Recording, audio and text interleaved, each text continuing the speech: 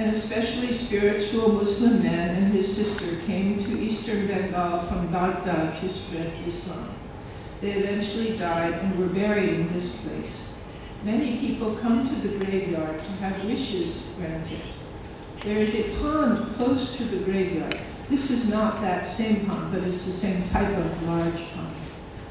The pond formerly used to give forth all kinds of cooking and eating utensils when there was a special ceremony called Borsh. The utensils were made of gold and silver. Every year this miracle occurred. One year, however, and everyone who tells the story, they accept it as true. This is a genuine myth. One year, a golden spoon was stolen, and after that, the pond never gave forth any more utensils. So this is just a sampling of the practices and beliefs. Now I'd like to talk a little bit about some of the assumptions and ideas behind these beliefs. As I told you, this is our culture idea.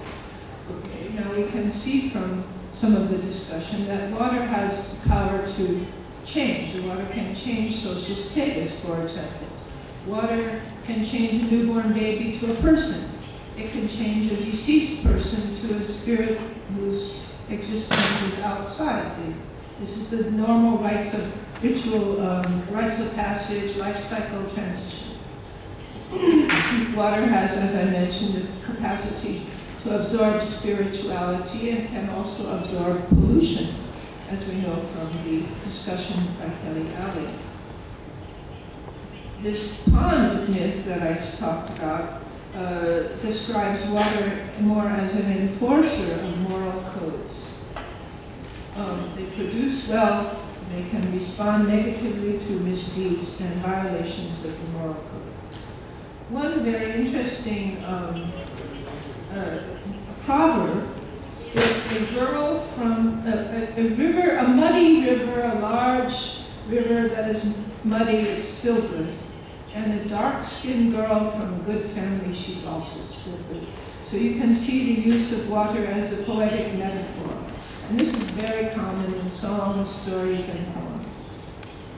So water means many things to many people. Water is very closely connected to the life of the people that we're talking about here. Now I'd like to just review my basic point I'm making, which is cultural insight means understanding assumptions, principles, not just describing customs. And water is very deeply connected to the social and personal life of this people of this region, and of course many other regions. I'd like to end with a few points. One social point that comes out of here is that I talked about women and men using different kinds of water and women using somewhat inferior types of water. So when we talk about cultural diversity and comparing different people, we also need to go within each group and understand that within each group there's also some diversity and that not everyone is the same within one cultural region or cultural group. There's men and women, for example, will have different types of access to water. Rich people, poor people will have different types of access. We have to understand there's some social distinction. This question of, there's also a question of practical application.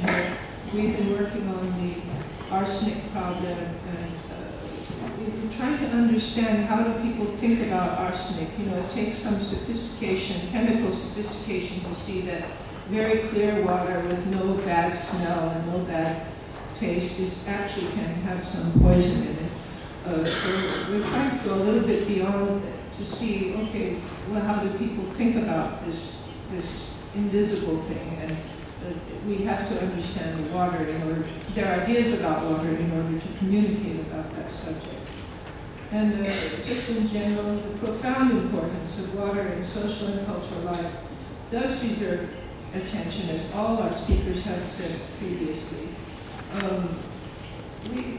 We see that water being perceived as a living and active force, not just a chemical substance. I think that this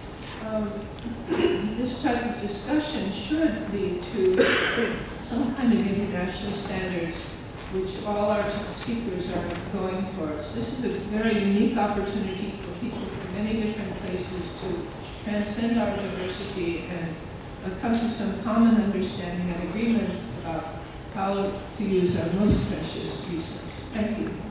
Okay, Susan, thank you for your participation as well. May I invite you here to